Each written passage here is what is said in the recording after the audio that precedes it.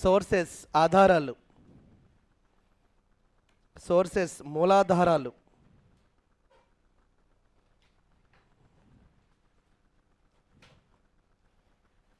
Sources మూలాధారాలు.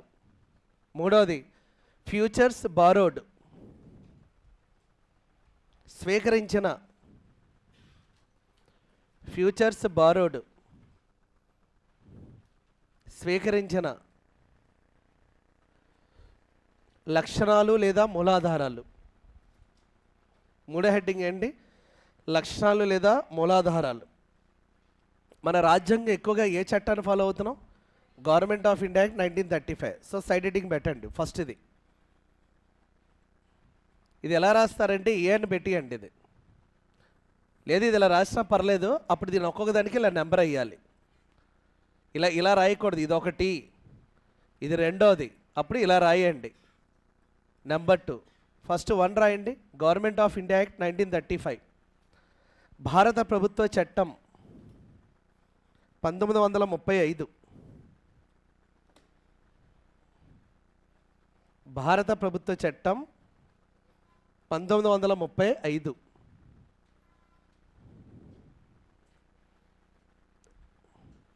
Serial number 1. అక్కడ ఏ చట్టం గురించి ఇప్పుడు రాస్తున్నాం?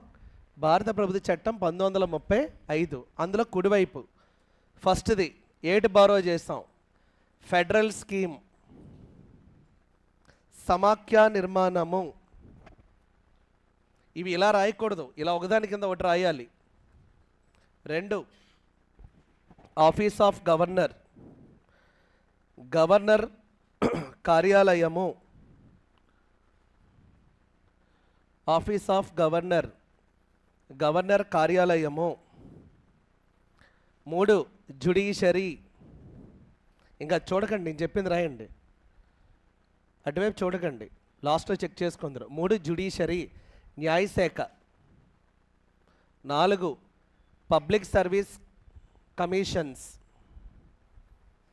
అంతేనండి, పబ్లిక్ సర్వీస్ కమిషన్లు, తెలుగులో అంతే కదా, పబ్లిక్ సర్వీస్ కమిషన్లు. 5 ఎమర్జెన్సీ ప్రొవిజన్స్, అత్యవసర నిబంధనలు, అత్యవసర నిబంధనలు. Next advisory jurisdiction of supreme court. Spelling ఎంత ఆర్టికల్ ఇది? Advisory jurisdiction of supreme court. Supreme court జీవితంలో ఒక్కసారి సలహా ఇస్తుంది, అది ఒక్కడికే ఇస్తుంది, ప్రెసిడెంట్. ఆర్టికల్ ఎంత? 143 రాయండి. Advisory jurisdiction of supreme court. తెలుగులో సుప్రీంకోర్టు యొక్క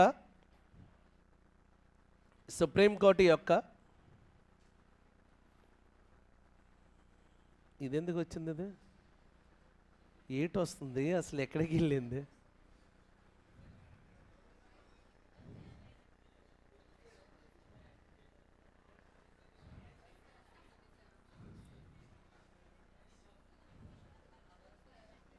ఓ ఎమ్మో,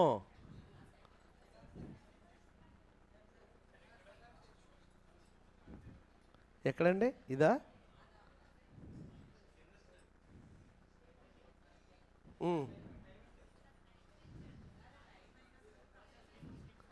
కాదు, మనం ఏం చేసాం అని అది వచ్చింది. స్కిప్ అవ్వట్లేదా? 8 స్కిప్.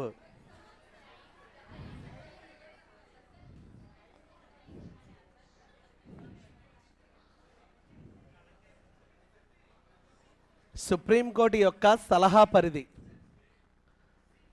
సుప్రీంకోర్టు యొక్క సలహా పరిధి. Advisory jurisdiction of supreme court. నెత్తిమే కొట్టినట్టు ఉంది అది. లాస్ట్ది advisory details, advisory details. Advisory అయిపోయింది కాదు, అడ్మినిస్ట్రేటివ్ డీటెయిల్స్.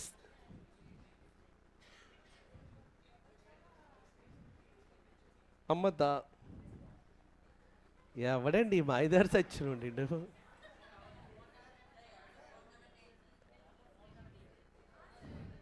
ఎవరిదో ఫోన్ కనెక్ట్ అయిపోయింది, చూసుకోండి, నెట్లో ఆన్ అయిపోయి. సార్ ఫోన్ కనెక్ట్ చెప్పు ఒకసారి. లెగే 9 నెలలు ప్రెగ్నెంట్ లేడీలా లెగట్లేదు అక్కడ.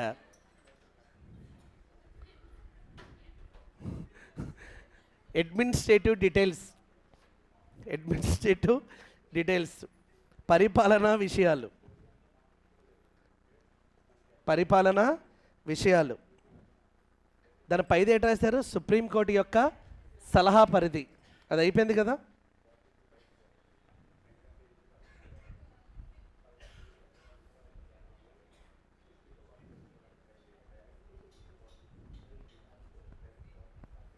నెక్స్ట్ది జ్యుడిషియరీ పవర్ డివిజన్. అది అయ్యిందా? జ్యుడిషియరీ నిచ్చాం కదా పైన. పైన మూడవది ఉంది కదా, జ్యుడిషియరీ అని ఉందా?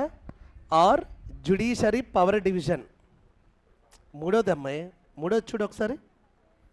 జ్యుడిషియరీ, దానికి మరో పేరు జ్యుడిషియరీ పవర్ డివిజన్. న్యాయశాఖ అధికార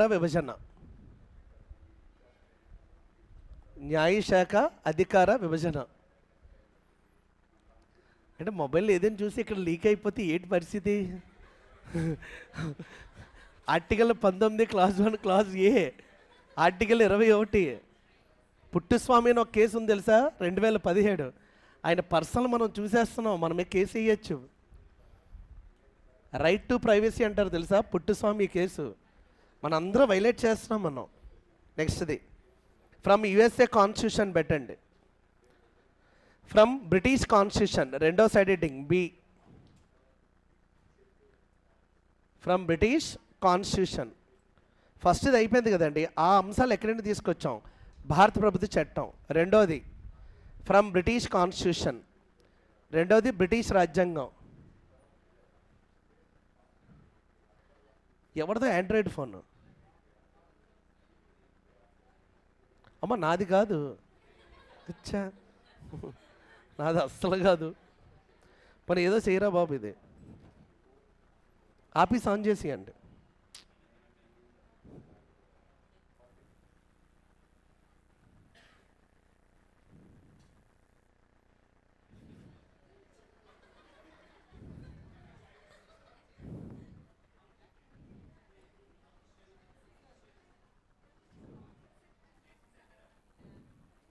కాదు, ఇది ఎందుకు ఎలా అవుతుంది?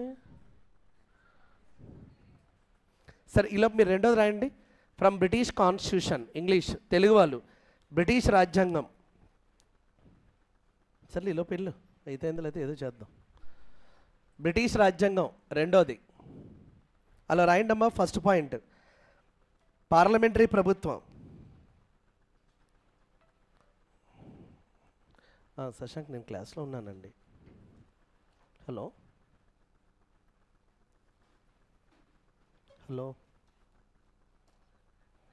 అదే నేను క్లాస్లో ఉన్నాను. ఇవాళ అయిన టాపిక్ ఒకసారి నాకు పెట్టండి వాట్సాప్లో.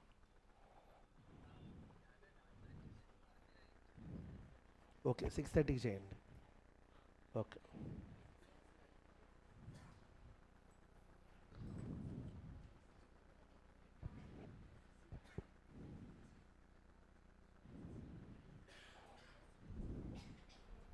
ఇప్పుడు ఏంటయింది? ఫస్ట్ మన గవర్నమెంట్ ఆఫ్ ఇండియా యాక్ట్ అండి అన్నీ తీసుకొచ్చాం. దానికి ఒక స్టోరీ ఉంది. ఇప్పుడు ఎమర్జెన్సీ ప్రొవిజన్స్ ఇక్కడ చెప్పానా, కానీ ఎమర్జెన్సీ ప్రొవిజన్ మన జర్మనీ కాన్స్టిట్యూషన్ తీసుకొచ్చాం. దానికి కారణం చెప్తాను నేను. ఇప్పుడు క్వశ్చన్ అడుగుతాను, అప్పుడు మీకు క్లారిటీ వస్తుంది. అది గుర్తు చేయండి ఇప్పుడు అయ్యేలోపు. ఓకే, అయిపోయిందిగా. ఇప్పుడు బాబు ఇదేదో ఓపెన్ అయిపోయిందండి. ఏది ఎక్కడుంది? ఇది నెట్లో ఓపెన్ అయింది, అలా కాదు.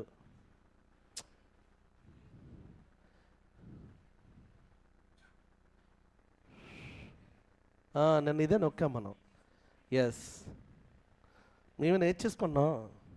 వండుకున్నోడి కన్నా దండుకున్నోడు ఇవన్నీ. అది ఎందుకు మళ్ళీ రావట్లేదు? కమాన్.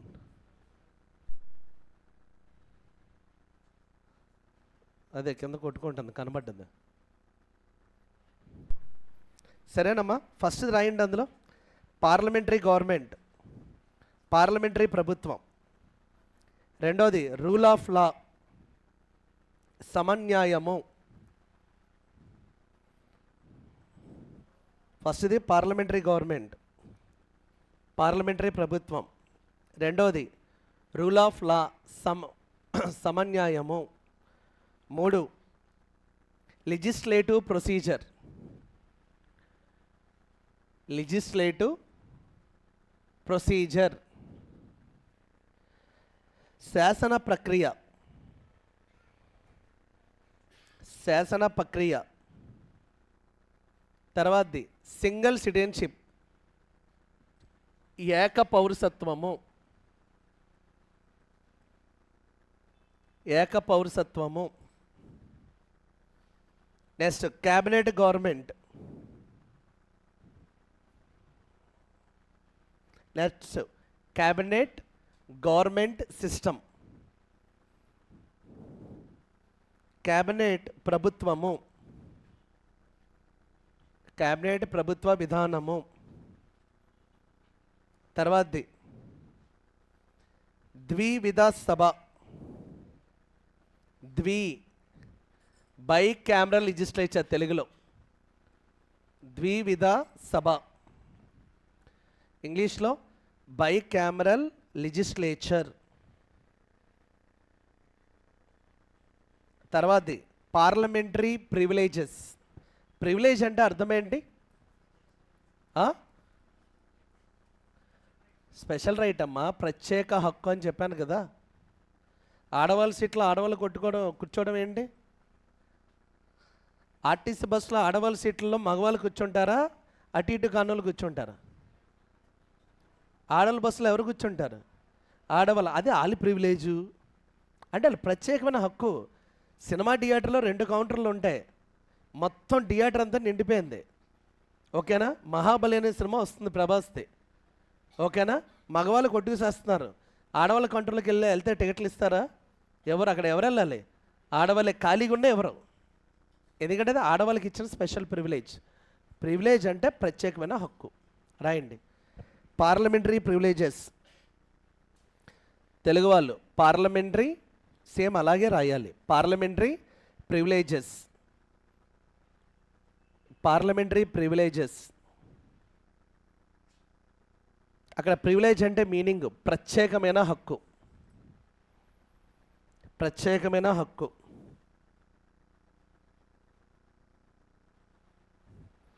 తర్వాతది prerogative writs, PREROGATIVE, prerogative writs. రిట్లు జారీ చేయుట, తెలుగులో రిట్లు జారీ చేయుట, రిట్స్, రిట్లను జారీ చేయుట. తర్వాతది equality before the law, equality before the law. ఒకసారి మళ్ళీ చెక్ చేయండి. Parliamentary form of government check చేస్తున్నారా? ఉంటే ఉందనండి, లేతే లేదనండి. సొల్లు పార్లమెంటరీ ఫార్మ్ ఆఫ్ గవర్నమెంట్. ఓకేనా? క్యాబినెట్ ఫార్మ్ ఆఫ్ గవర్నమెంట్, తెలుగులో పార్లమెంటరీ తరహా ప్రభుత్వము, క్యాబినెట్ ప్రభుత్వం. 3 బైకామరల్ అయిపోయిందా? లక్ష్మీకాంత్ బుక్లో కొన్ని మిస్ అయ్యాయి. రాయండి నామినల్ హెడ్, నామినల్ హెడ్, నామమాత్రపు అధినేత, నామినల్ హెడ్ అనగా ఎవరు? ప్రెసిడెంట్. నామినల్కి ఇంకో పేరేంటి? జురీడమే పవర్స్ అన్ని. డీజూర్ ఎగ్జిక్యూటివ్, తెలుగులో కూడా రాయండి. డీజూర్ కార్యనిర్వాహక అధికారి, నామినల్ హెడ్. ఇది కూడా ఎక్కడి నుంచి తీసుకొచ్చాం? యూకే. దట్ ఈస్ ప్రెసిడెంట్, బ్రాకెట్లో like king or queen in ఎక్కడ? యూకే. యూకేలోని రాజు లేదా రాణి మాదిరి. ఏంటి అది? ఏంటంటే పాయింట్లు వేసేస్తున్నారు, ఇదంతా ఒకటే. ఇదంతా ఒకటే. నామినల్ హెడ్ అని రాశారా? నామమాత్రపు అధినేత ఎవరయ్యారు? రాష్ట్రపతి. బ్రాకెట్లో ఏంటి? యూకేలోని రాజు లేదా మంత్రి వలె. యూకేలోని రాజు లేదా అదే మహారాణి వలె. ఓకేనా? దీనికి మరో పేరు ఏంటి? డీజూర్ ఎగ్జిక్యూటివ్, అంటే డీజూర్ కార్యనిర్వాహకన అధికారి. నెక్స్ట్ది speaker of Lok Sabha. Lok Sabha speaker అని రాయండి చాలు. Lok Sabha speaker, Lok Sabha speaker. తర్వాతది ప్రధానమంత్రి పదవి, పోస్ట్ ఆఫ్ ద పిఎం.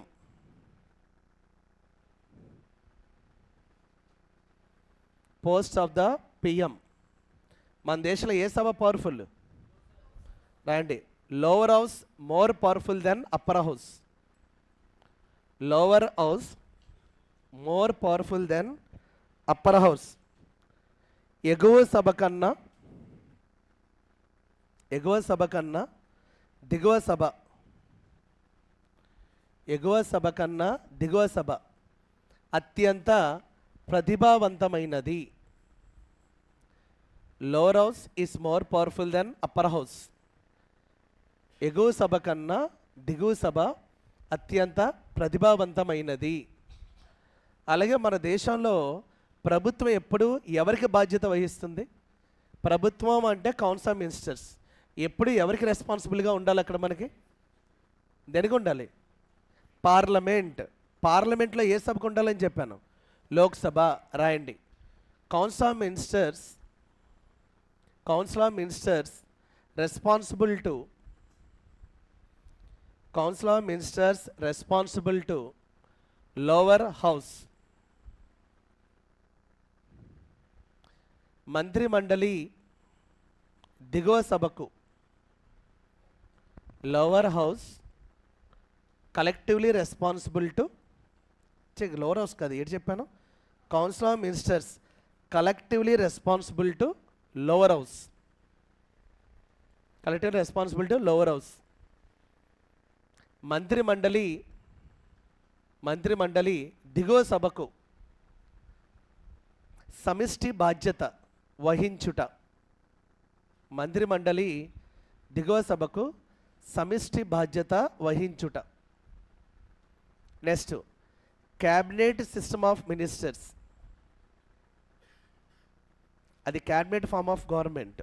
ఇది ఇంకోటి క్యాబినెట్ సిస్టమ్ ఆఫ్ మినిస్టర్స్.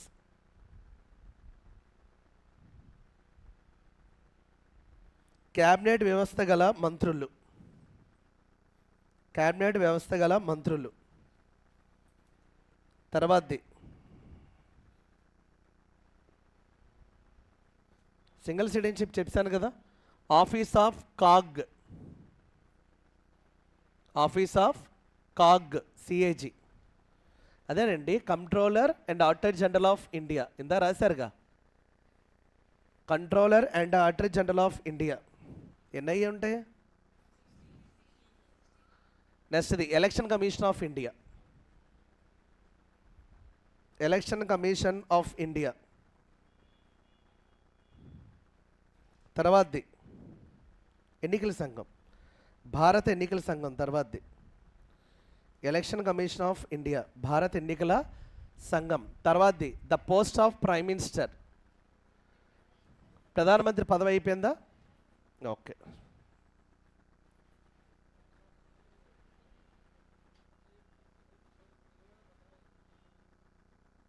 అందరికీ 14 అయ్యా? తెలుగు మీడియం ఎన్ని అయ్యా? 17. నిద్ర నేను లెగిస్తే బాగుంటుంది. ఇద్దరు పక్కన కూర్చుంటే అలాగే ఉంటుంది. ఆవిడ చూసి నువ్వు రాస్తున్నావు. దొండపోతాను. క్యాబినెట్, కౌన్సిల్ ఆఫ్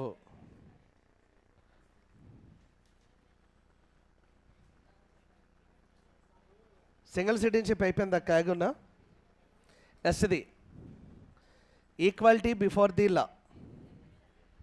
అది చెప్తాను. అది నేను మొత్తం కలిపి ఎన్ని వచ్చాయి? 17. ఓకే.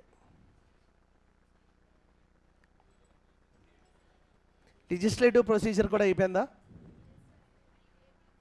శాసనపరమైన విధానం అని చెప్పాను కదా. Next parliamentary elections. నెక్స్ట్ అది రాయండి, అది అవ్వలేదు కదా. ఎలక్షన్ కమిషన్ ఆఫ్ ఇండియా చెప్పాను కానీ పార్లమెంటరీ ఎలక్షన్స్ అని చెప్పలే కదా. పార్లమెంటరీ ఎలక్షన్స్, పార్లమెంటరీ ఎన్నికలు 18.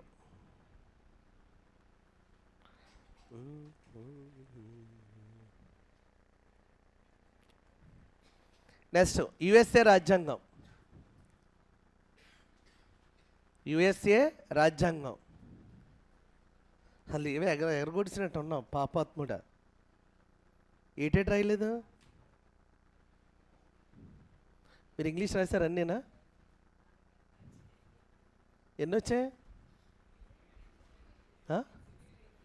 3 దొంగలు గాంధీ గల 3 కోతులు ఇక్కడే కూర్చున్నాయి. నీకెన్ని వచ్చాయి?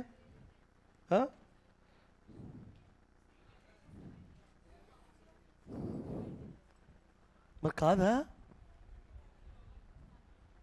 పోనీ నాన్న శక్తి అతను. ఒక నిమిషం ఆగమ్మాయి. పార్లమెంటరీ ఫార్మ్ ఆఫ్ గవర్నమెంట్ మొదటిది. తెలుగు ఇంగ్లీష్ వాళ్ళు చూడండి. సభకు వందనాలు. పార్లమెంటరీ తరహా ప్రభుత్వం. 2 రూల్ ఆఫ్ లా, సమన్యాయము. 3 లెజిస్లేటివ్ ప్రొసీజర్, శాసనపరమైన విధానము. 4 సింగిల్ సిటిజన్షిప్, ఏకపౌరసత్వము. తర్వాతది cabinet form of government, cabinet తరహా ప్రభుత్వము. తర్వాతది బైకామరల్ లెజిస్లేచర్, ద్వివిధ సభ. అంటే ఎన్ని ఉంటాయి? 2 హౌసెస్, 2 హౌసెస్. తర్వాతది పార్లమెంటరీ ప్రివిలేజెస్, పార్లమెంటరీ నిబంధనలు. ఎన్నోది ఇది? అక్కడ వరకు. నీకు ఎన్ని వచ్చేవి? 7 సరే, అక్కడ వరకు తెలిగేస్తున్నాం.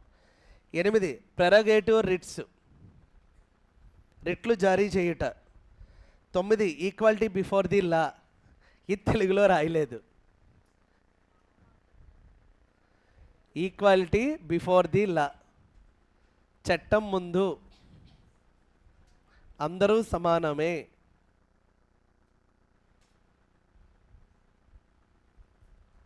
చట్టం ముందు అందరూ సమానమే, ఆర్టికల్ 14లో వస్తుంది. తర్వాతది నామినల్ హెడ్, నామమాత్రపు అధినేత. ఉందా లేదా? Next Lok Sabha speaker.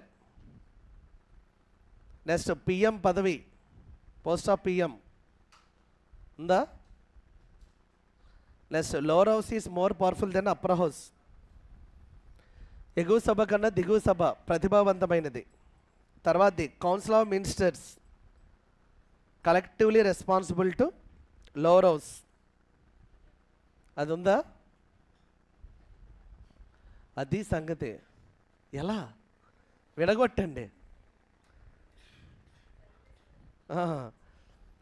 Council of minister collectively responsible to lower house. తర్వాతది క్యాబినెట్ సిస్టమ్ ఆఫ్ మినిస్టర్స్. తర్వాతది కాగ్. తర్వాతది ఎలక్షన్ కమిషన్ ఆఫ్ ఇండియా. తర్వాతది పార్లమెంటరీ ప్రివిలేజెస్. అన్నీ 18 వచ్చాయమ్మా? వచ్చాయా రాలేదా? Okay. Next USA constitution, America రాజ్యాంగము. ఇందాక రాసింది ఏంటి? బ్రిటిష్. ఇప్పుడు యుఎస్ఏ. బ్రిటిష్ అంటే యూకే, మళ్ళీ బొట్టెట్టక్కర్లేదు కదా. చిలిపి నో. బ్రిటిష్ రాజ్యాంగం అన్నా యూకే అన్నా ఒకటే. ఓకేనా? రాయండి. యుఎస్ఏ కాన్స్టిట్యూషన్, అమెరికా రాజ్యాంగం. అందులో రాయండి. ఫస్ట్ది ఫండమెంటల్ రైట్స్, ప్రాథమిక హక్కులు. ప్రాథమిక హక్కులు. 2 ఇండిపెండెన్స్ ఆఫ్ జ్యుడిషియరీ, స్వతంత్ర న్యాయశాఖ.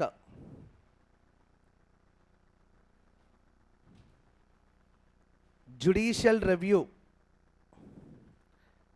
న్యాయ సమీక్ష. న్యాయ సమీక్ష. 4 impeachment of president, impeachment of president. రాష్ట్రపతి అభిశంసమన లేదా తొలగింపు. రాష్ట్రపతి అభిశంసమన అంటే తొలగింపు. తర్వాతది సుప్రీంకోర్టు మరియు హైకోర్టు జడ్జిల, సుప్రీంకోర్టు మరియు హైకోర్టు జడ్జిల తొలగింపు. సుప్రీంకోర్టు మరియు హైకోర్టు న్యాయమూర్తులను తొలగించడం. Removal of supreme court and high court judges. Removal of supreme court and high court judges.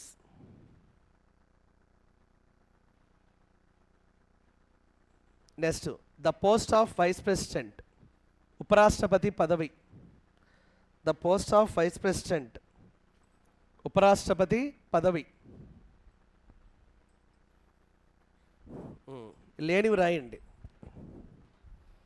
ఇప్పుడు ఏటర్థమైంది, అన్ని బుక్కులు అన్నీ ఇవ్వడాడు. నెక్స్ట్ లిఖిత రాజ్యాంగం. అండి ఈక్వాలిటీ బిఫోర్ ది లా, అక్కడ equal protection of all laws. Equal protection of all laws. చూడండి, equality before the law and equal protection of all laws. దీన్నే article 14 అంటాం, కానీ ప్రతి ఒక్కటి ఇదే చెప్తాడు. కానీ యాక్చువల్ ఆర్టికల్ ఇంత పెద్దది ఉంటుంది. ఇది యూకే నుండి తెచ్చాం, ఇది ఎక్కడి నుండి తీసుకొచ్చాం? యుఎస్ఏ నుండి తీసుకొచ్చాం. ఓకే, రాయండి. Equal protection of all loss, అన్ని చట్టాలకు సమాన రక్షణ.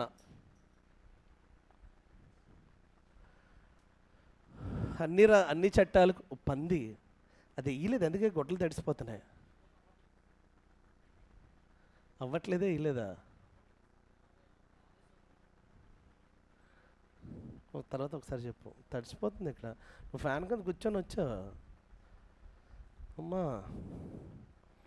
నెక్స్ట్ ఎక్కడి వరకు వచ్చింది? అన్ని చట్టాలకు సమాన రక్షణ. తర్వాతది లిఖిత రాజ్యాంగము, రిటర్న్ కాన్స్టిట్యూషన్. Written constitution. తర్వాతది preamble of constitution of India, భారత రాజ్యాంగం యొక్క ప్రవేశిక. Preamble of constitution of India, భారత రాజ్యాంగం యొక్క ప్రవేశిక. తర్వాతది ప్రావిజన్స్ ఆఫ్ స్టేట్స్, రాష్ట్రాల యొక్క నిబంధనలు. ప్రావిజన్ ఆఫ్ స్టేట్స్, రాష్ట్రాల యొక్క నిబంధనలు.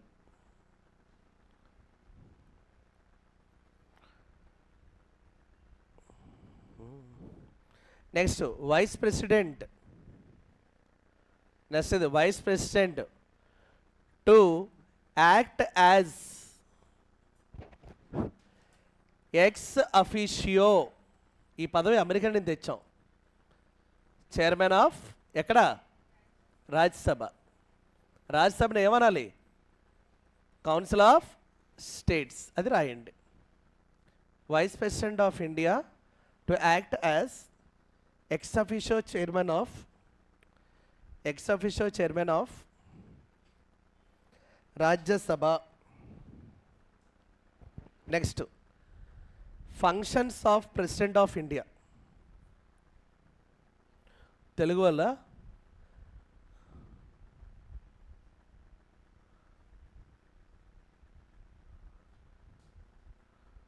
Uparashtrapati రాజ్యసభ ఎక్స్ అఫీషియో అధ్యక్షుడిగా, ఉపరాష్ట్రపతి రాజ్యసభ ఎక్స్ అఫీషియో అధ్యక్షుడిగా కార్యకలాపాలను నిర్వర్తించడం. ఎక్స్ అఫీషియో అధ్యక్షుడిగా కార్యకలాపాలు నిర్వర్తించడం. నీకు ఫుల్ రాయమని చెప్పాను కదా. నిర్వర్తించడం. ఆ మనిషి మారలేదా? ఆ పిల్ల చిన్న చిన్నవి రాస్తుంది.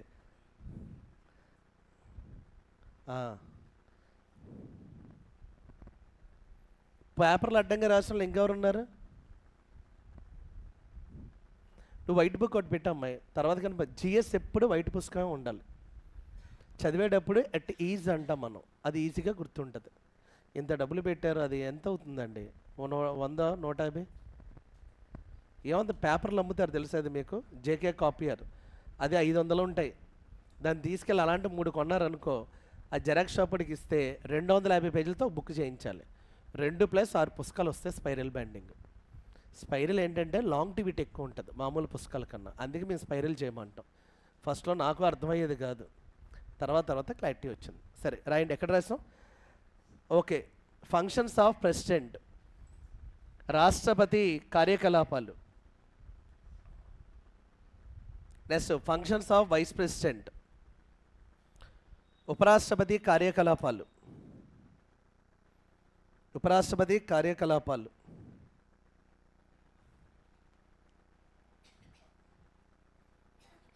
సుప్రీంకోర్టు హైకోర్టు జడ్జిలు ఇంపీచ్మెంట్ అయిపోయింది కదా. నెక్స్ట్ది constitutional executive head of the state.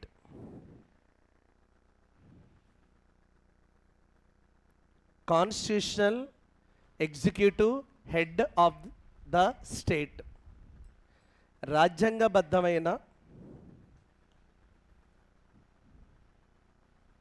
కార్యనిర్వాహక, రాజ్యాంగబద్ధమైన కార్యనిర్వాహక రాజ్యాధినేతగా భారత రాష్ట్రపతి. Constitutional executive head of the state is ఎవరు? President of India. అర్థమైందా? కార్యనిర్వాహక శాఖలో 2 పవర్స్ ఉంటాయి. నామినల్ పవర్స్ ఒకటి, రెండవది ఏంటి? రియల్ పవర్స్ ఒకటి ఉంటాయి. రియల్ పవర్స్ ఎవరివి? పిఎం. నామినల్ ఎవరిది? ప్రెసిడెంట్. వీళ్ళిద్దరిలో రాజ్యాంగ పరంగా పవర్ ఎవరిది? ప్రెసిడెంట్. అర్థమైందా? ఎందుకంటే యూనియన్ మనం ఇందాక చెప్పుకున్న ఎగ్జిక్యూటివ్ అంటే ఎవరు? President, vice president, PM, council of ministers, attorney general. ఇందులో బాస్ ఎవరు? President. Lok Sabha, Rajya Sabha, president. Parliament, ఇందులో బాస్ ఎవరు? ఎగ్జిక్యూటివ్లో బాస్ ఎవరు? ప్రెసిడెంట్. కానీ నామినల్. అధికారాలు కూడా 2 రకాలు ఉంటాయి, ఏది ఇవ్వకపోతే నామినల్ తీసుకోవాలి. ఓకేనా? నేను చూడండి, ఫస్ట్ ప్రెసిడెంట్ అన్నాడు కాబట్టి డైరెక్ట్గా ఏం తీసుకున్నాం? సత్యదన్న సిన్హా, ఆ బిట్లా ఉంటుంది. సరే నెక్స్ట్ రాయండమ్మా. ఏంటి? దట్ ఈస్ అనగా constitutional executive head of the state అంటే రాజ్యాంగబద్ధమైన కార్యనిర్వాహక రాజ్యాధినేత అంటే ఈ దేశంలోని త్రివిధ దళాలకు, ఆర్మీ, నేవీ, ఎయిర్ ఫోర్స్కి ఆయనే బాస్ అని అర్థం. అర్థమైందా? అమెరికాలో త్రివిధ దళాలకి బాస్ ఎవరు? ప్రెసిడెంట్. మన ఇరాన్ మీద యుద్ధం వెళ్ళమని ఎవరు చెప్పాడు? అమెరికాలో కాంగ్రెస్ చెప్పిందా, ప్రెసిడెంట్ చెప్పాడా? కాంగ్రెసా? ప్రెసిడెంట్. ట్రంప్ గడు పిచ్చెక్కిపోతున్నాడు కదా, ఎరికుక్కలాగా. సో మన దేశంలో అయితే ఎవరు చెప్పాలి? ప్రెసిడెంట్ జస్ట్ ప్రకటిస్తాడు, సొంతంగా కాదు, క్యాబినెట్ సలహా మేరకు. అది నెల రోజులే ఉంటుంది అమల్లో, మళ్ళీ అంటే పార్లమెంట్ ఒప్పుకోవాలి, లేకపోతే నెల రోజుల్లో ఉష్కాకి అయిపోద్ది. అది మీకు ఎమర్జెన్సీ ప్రొవిజన్స్ వస్తుంది డెప్త్, అక్కడ మళ్ళీ మనం చదువుతాం మనం. రాయండి ఎక్కడ? That is president of India to act as, that is president of India to act as supreme commander, లేదా దీన్ని ఇంకోలా కూడా చెప్పచ్చు, or commander in chief of Indian armed forces, or commander in chief of Indian armed forces. అనగా భారత త్రివిధ దళాలకు,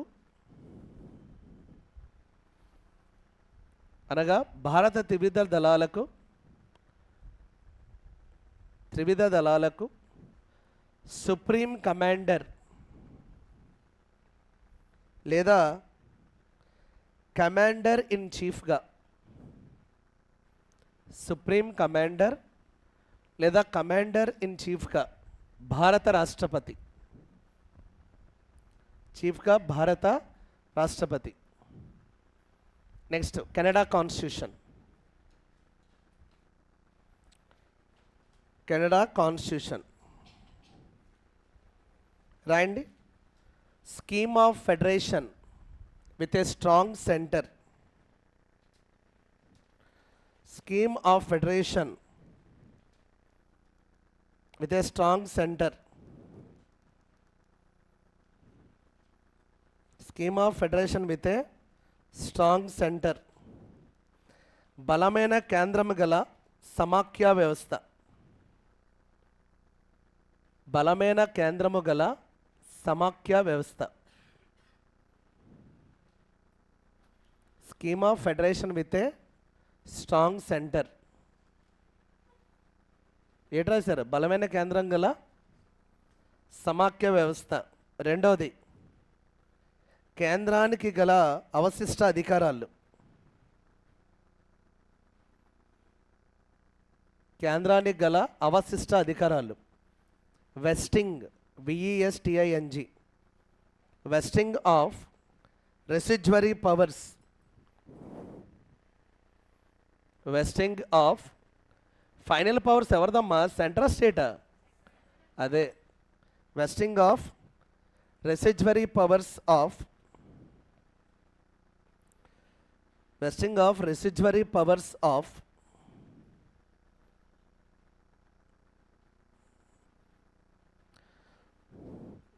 వెస్టింగ్ of residuary powers of central government. మూడవది appointment of state governors by the centre. Appointment of state governors by the centre.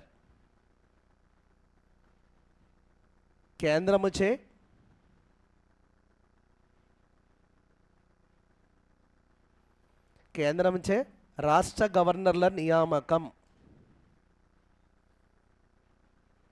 కేంద్రముచే రాష్ట్ర గవర్నర్ల నియామకం. తర్వాతది సుప్రీం కోర్టుకు గల సలహా అధికార పరిధి. సుప్రీం కోర్టుకి గల సలహా అధికార పరిధి. Advisory jurisdiction of supreme court.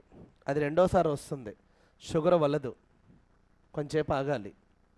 Advisory jurisdiction of supreme court. Supreme కోర్టుకు గల సలహా అధికార పరిధి. తర్వాతది distribution of powers between the centre and the states. కేంద్రము మరియు రాష్ట్రాల మధ్య, కేంద్రము మరియు రాష్ట్రాల మధ్య అధికారాల విభజన. Distribution of powers between centre and the states. కేంద్రము మరియు రాష్ట్రాల మధ్య అధికారాల విభజన. Next the concept of quasi federal structure. The concept of, ఇది కూడా ఎక్కడి నుండి తెచ్చాం, క్వాసీ ఫెడరల్ స్ట్రక్చర్. అర్ధ సమాఖ్య నిర్మాణము అనే భావన. The concept of quasi federal structure. అర్ధ సమాఖ్య నిర్మాణము అనే భావన.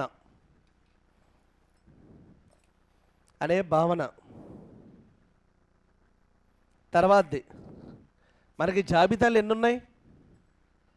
కేంద్రానికి ఉంటే కేంద్ర జాబితా, రాష్ట్రం ఉంటే రాజ్య జాబితా. ఇద్దరికీ ఉంటే ఇది ఆస్ట్రేలియా, ఈ రెండు కెనడా. రాయండి. Union list and state list. కేంద్ర జాబితా మరియు రాష్ట్ర జాబితా. కేంద్ర జాబితా మరియు రాష్ట్ర జాబితాలు. Union list and state list. Union list and state list. తర్వాతది ఆస్ట్రేలియన్ కాన్స్టిట్యూషన్. ఆస్ట్రేలియా రాజ్యాంగము. తర్వాతది ఆస్ట్రేలియన్ కాన్స్టిట్యూషన్. ఆస్ట్రేలియా రాజ్యాంగము. చెప్పండి ఫస్ట్ ఇది ఏం తెచ్చాం అక్కడండి? కాంగ్రెంట్ లిస్ట్ రాయండి. కాంగ్రెంట్ లిస్ట్ ఉమ్మడి జాబితా, లేదా దీనికి మరో పేరు ఏంటి, లిస్ట్ 3 అని కూడా పిలుస్తాం. ఉమ్మడి జాబితా లేదా జాబితా 3. మరి దీన్నేమనాలి? లిస్ట్ 1 ఇది రాయండి, వెనక్కి రాయండి. జాబితా 2 ఇది, జాబితా 1. యూనియన్ లిస్ట్ లేదా లిస్ట్ 1, ఓకేనా? స్టేట్ లిస్ట్ లేదా లిస్ట్ 2. అందరికీ ఆపిస్తా వేసి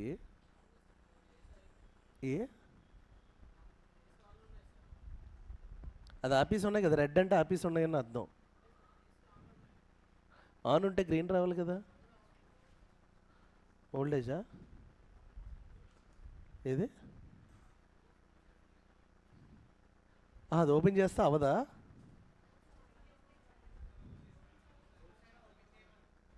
అదే వేడిగా ఉంది. మీకన్నా ముందు నాకు వేడెక్కిపోతుంది తెలుసా. అది ఓ పక్క వెనకనిండి, అది పైనుండి అది. ఒకసారి ఆలు ఎంత వేడి ఉంది తెలుసా ఇక్కడ. వచ్చినప్పుడు జుత్తు ఇలా ఉంది, ఇప్పుడు మొత్తం వేడికి పలచైపోతుంది. ఎలాగైతే ఇంక పిచ్చి కొట్టేస్తుంది.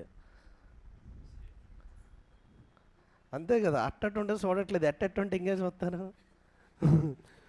ఇప్పటికే క్రీస్తుపురం అయిపోయింది. పిల్లకపోతే ఇంక చంపేస్తారు జనాలు. సరే రాయండి బాబు, రాయండి. మరి ఎవడు బాధలకు ఉంటాయి. అవ్వలేదని అడుగుతారు. అయ్యా పిల్లలు అవ్వలేదని అడుగుతారు. ఇప్పుడు మీకు మీ పిల్లలు ఏం చేస్తున్నారు? అయిపోయాక పెళ్ళిళ్ళు చేయలేదా? అయ్యాక పిల్లలు పుట్టలేదా? అయ్యాక మీరు తీర్థయాత్రలకి వెళ్ళలేదా? ఈ పాడులోకం పని పాటు ఉండదు.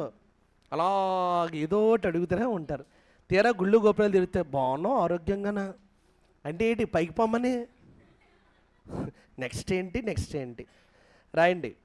కాంగ్రెంట్ లిస్ట్ ఉమ్మడి జాబితా లేదా జాబితా 3. రెండవది ఫ్రీడమ్ ఆఫ్ ట్రేడ్. బాబు ఇది పెద్దగా ఉంటుంది కానీ ఒకటే. Freedom of trade, commerce and inter course. వర్తక రెండోది అండి. ఈ డ్రెస్ రెండోదే. ఉమ్మడి జాబితా ఓకే అండి. యూనియన్ లిస్ట్ అంటే ఇక్కడ రాయాలండి. ఇక కేంద్ర జాబితా ఉందా, అది లిస్ట్ 1. నన్ను సావగొట్టకపోతే ఇక్కడ అక్కడ ఇచ్చేయచ్చు కదా అండి పెద్దావిడిని. చూడు పాపం. కాదు, ఉమ్మడి జాబితాని జాబితా 3 అంటాం. కేంద్ర జాబితా ఉంది కదా, జాబితా 1 లేదా యూనియన్ లిస్టు. ఇది రాష్ట్ర జాబితా లేదా జాబితా 2. మీరు రాసేటప్పుడు అసలు ఇటువైపు చూడట్లేదు, అటు చూస్తే అటువైపు రాయట్లేదు. రాయండి, అదే జాబితా 2. ఇటు అది కూడా తెలుగులో రాసియాలా? అమ్మ రాయన. మీ పిల్లలు ఎక్కడ చదువుతున్నారు? ఏ కాలేజ్ ఇదండి? ఓకే. మీరు ఏదో రోజు ఇంగ్లీష్లో మాట్లాడుతుంటే ఇంగ్లీష్ అని ఓ సినిమా ఉంటుంది. పెళ్ళైపుగా శ్రీదేవి సాగుకొడుతుంది. నాకెందుకు మీరు ఆవిడ కనబడుతున్నారు. ఇంగ్లీష్లో సాగుకొట్టియండి పిల్లలకి. మామ్ ఇంగ్లీష్ ఎక్సలెంట్ అన్నట్టు రాయండి. మీకు అదృష్టం ఏంటంటే ప్యారలల్గా ఫస్ట్ టైము పాలిటీ ఇలా జరుగుతుంది బైలింగ్వల్. మీ తెలుగోళ్ళకి తెలుగు పదాలు ఇంగ్లీష్ ఉన్నా. దీనివల్ల అడ్వాంటేజ్ ఏంటంటే ఇంగ్లీషు తెలుగు వాళ్ళకి బాగా అర్థమవుద్ది. యాక్చువల్లీ చాలా అదృష్టం ఇది. నేను స్టూడెంట్ చాలా హ్యాపీగా ఎంజాయ్ చేయొచ్చు. అలాగని ప్రతిసారి చేయలేం కదా. రాయండి. ఎటు రాస్తాం? వర్తక, వాణిజ్య మరియు ఇందాక ఇంటర్ కోర్స్ అంటే ఎటు రాస్తాం? నన్ను చూస్తారేట.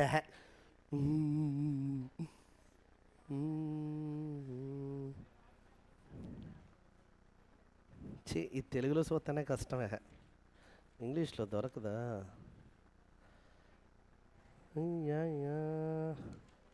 కకృతి కాకపోతే 13వ భాగం చూడొచ్చు కదా పాపాత్ములు. 13వ భాగాన్ని చూడరు. అదేలేండి ఇప్పుడు చెప్తారు. రాయండి. వర్తక, వాణిజ్య మరియు పరస్పర సంబంధాల స్వేచ్ఛ. మరియు పరస్పర సంబంధాల యొక్క స్వేచ్ఛ.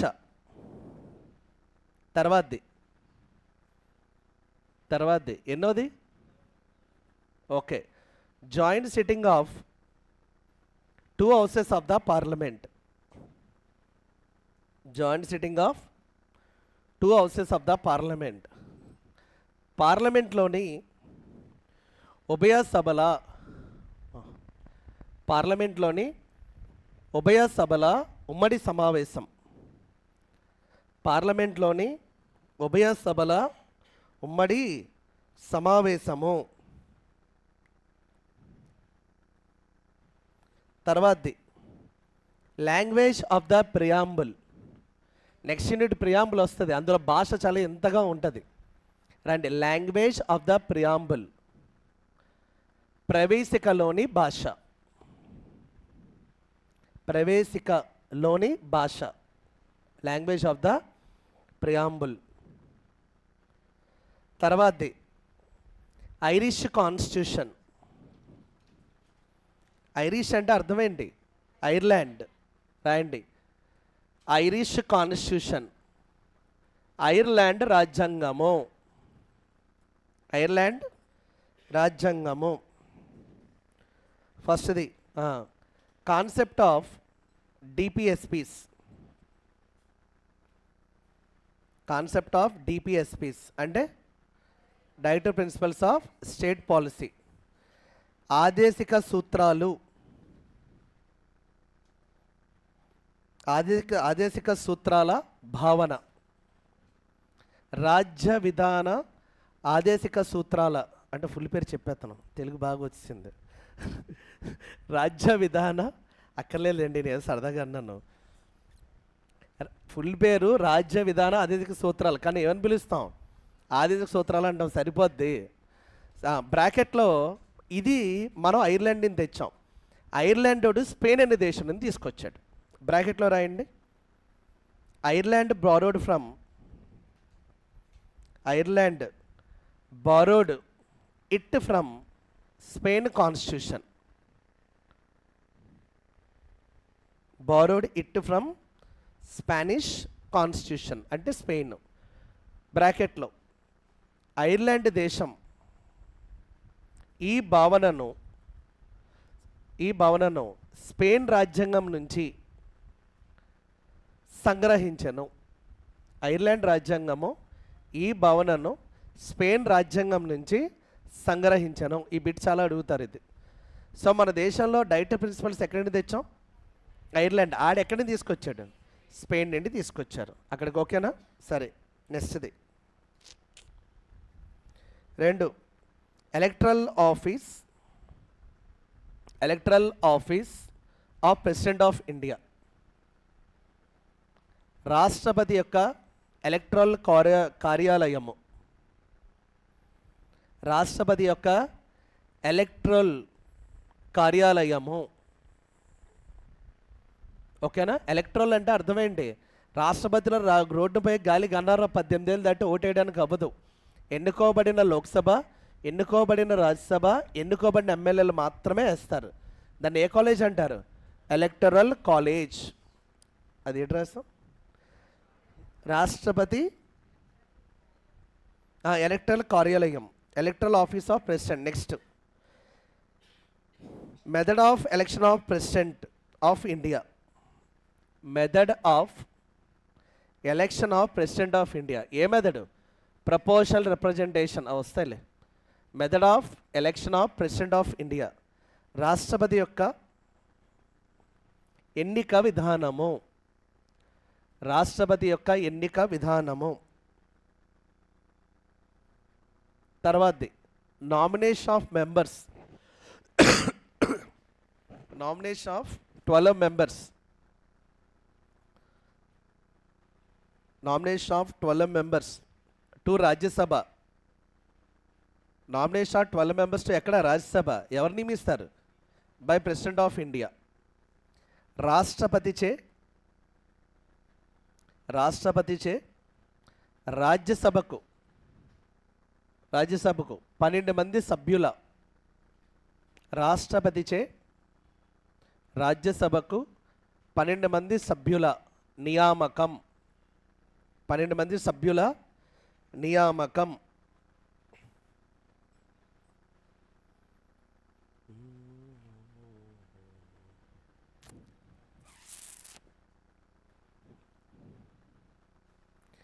నెక్స్ట్ది Weimar constitution of Germany. WEIMAR. ఒకసారి చూడండి, వీమర్ అన్నది బెర్లిన్లో ఉంటుంది. ఇది ఏ దేశంలో ఉంది? జర్మనీ రాజ్యాంగం ఎక్కడ రాశారు? వీమర్ అనే ఊరిలో కూర్చొని రాశారు. ఎగ్జాంపుల్, భారత రాజ్యాంగం ఇండియాలోని ఆంధ్రప్రదేశ్లో గల గాజువాక్ అనే మా ఊర్లో కానీ రాస్తే ఇక నుండి ఏ రాజ్యాంగం అనాలి? గాజువాక్ రాజ్యాంగం అన్నట్టు ఈ పనికిమాలలో ఏమని పెట్టారు? వీమర్ కాన్స్టిట్యూషన్ ఆఫ్ జర్మనీ అన్నారు. అంటే ఒక ప్రాంతానికి పేరు ఇచ్చారు. కొంతమంది ఇంటి పేర్లు ఉంటాయి తెలుసా? ఊరి పేర్లు ఇంటి పేర్లుగా ఉంటాయి. ఉండవల్లి అరుణ్ కుమార్. మీరు ఎవరికైనా ఉన్నాయా ఊరి పేర్లు ఇంటి పేర్లుగా? ఎవరు లేరా? మీ ఇంటి పేరేంటి? సనపలు అంటే అది ఊరా? అదేలే, ఏదో ఊరు ఉంటుంది. సిరసపల్లి అన్న ఒకటి ఉంటుంది, లంకెలపాలెం దాటాక అనకాపల్లి వెళ్ళే దారిలో. సిరసపల్లి, అదే అదే అదే చింతమణి వినాయకుడు వెళ్ళేది అదే సిరసపల్లి. నువ్వంటే చదువుకున్నదని అమ్మాయి, అలాంటి బాగా తెలుస్తాయి. సిరసపల్లి. ఇప్పుడు అక్కడ చింతామణి వినాయకుడు అని బాగా హైలైట్ అవుతుంది. అంటే మన కలపాకి ముందు వస్తుంది. కలపాక అనేది అమ్మవారి బ్రిడ్జ్ ఉంటుంది కదా అనకాపల్లి ఫ్లైఓవర్కి ముందు. కలపాక, కాణిపాక, కుప్పాక, అదే కొప్పాక. ఏదో ఒకట్లే, నేను ఏదో చెప్పాను, మీరు అది కూడా చెప్పలేదు, పాకమోహాలు వేసుకొని. సరిసా పల్లి. యాక్చువల్లీ ఈ పేరుతో మా క్లాస్లో ఒక అమ్మాయి ఉండేది. అప్పుడు నాకు అర్థమైంది, ఓహో ఊరి పేర్లు కూడా ఇంటి పేర్లుగా ఉంటాయని. తర్వాత ఉండవల్లి అరుణ్ కుమార్. ఉండవల్లి అన్నది గుహలో మోస్ట్ ఫేమస్. అర్థమైందా? దీన్ని బట్టి ఇలా ఒకటి ఉంటుంది. సరే, ఎక్కడ ఆపాం మనం? ఓహో, దీని గురించి ఇది వచ్చింది. సో వీమర్ అంటే అర్థం ఏంటి? The place where German constitution was framed. Right. నెక్స్ట్ది వీమర్ కాన్స్టిట్యూషన్ ఆఫ్ జర్మనీ అని పెట్టండి. Weimar constitution of Germany. తెలుగులో జర్మనీ యొక్క వైమర్ రాజ్యాంగము. జర్మనీ యొక్క వైమర్ రాజ్యాంగము. జర్మనీ యొక్క వైమర్ రాజ్యాంగము. Weimar constitution of Germany. ఇక్కడ దాని మీనింగ్ రాయండి. వీమర్ అని రాసి the place where Germany constitution was written. వీమర్కి రాయండి యారో పెట్టి. The place where Germany constitution was written. Written. వీమర్ అనగా జర్మనీ రాజ్యాంగ రచన జరిగిన ప్రాంతము. వీమర్ ఏం నెంబర్ వేయకూడదండి. వైమర్ అనగా జర్మనీ రాజ్యాంగం రచించిన ప్రాంతము. జర్మన్లో ఒక ప్రాంతం ఒకటే ఉంది అక్కడ. రాయండి. ఫస్ట్ది suspension of fundamental rights during emergency. Suspension of fundamental ఒకటే ఒకటి ఉంటుంది. Suspension of fundamental rights during emergency. During emergency. అత్యవసర పరిస్థితుల్లో ప్రాథమిక హక్కుల రద్దు. అత్యవసర పరిస్థితుల్లో ప్రాథమిక హక్కుల రద్దు. ప్రాథమిక హక్కుల రద్దు. 2 ఎమర్జెన్సీ ప్రొవిజన్స్. 2 emergency provisions. అత్యవసర నిబంధనలు. అత్యవసర నిబంధనలు. ఇందులో మళ్ళీ రకాలు ఉంటాయి. నేషనల్ ఎమర్జెన్సీ వేరు, ప్రెసిడెన్షియల్ వేరు, ఫైనాన్షియల్ వేరు. ఓకేనా? తర్వాతది సౌత్ ఆఫ్రికా కాన్స్టిట్యూషన్. దక్షిణ అమెరికా రాజ్యాంగం. సౌత్ ఆఫ్రికా కాన్స్టిట్యూషన్, దక్షిణాఫ్రికా రాజ్యాంగం. ఫస్ట్ది రాజ్యాంగ సవరణ పద్ధతి. రాజ్యాంగ సవరణ పద్ధతి, ప్రొసీజర్ ఫర్ కాన్స్టిట్యూషనల్ అమెండ్మెంట్. ఫస్ట్ది ఏంటి? Procedure for constitutional amendment. 2, election of members to Rajya Sabha. Election of members to Rajya Sabha. Rajya Sabha సభ్యుల ఎన్నిక. ఎన్నున్నాయి ఇందులో? మొత్తం 2. రాజ్యసభ సభ్యుల ఎన్నిక, election of members to Rajya Sabha.